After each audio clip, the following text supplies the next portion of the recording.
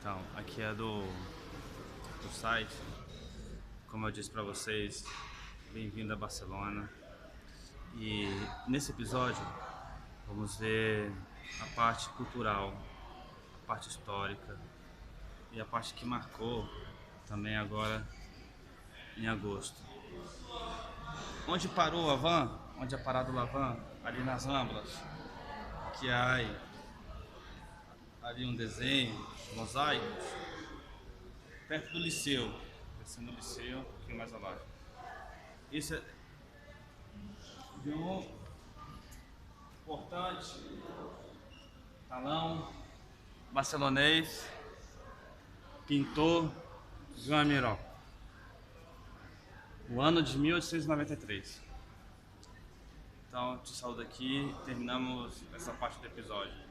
Bem-vindo a Guilherme Lima, no meu canal. Um abraço, tchau, cuidado de Barcelona.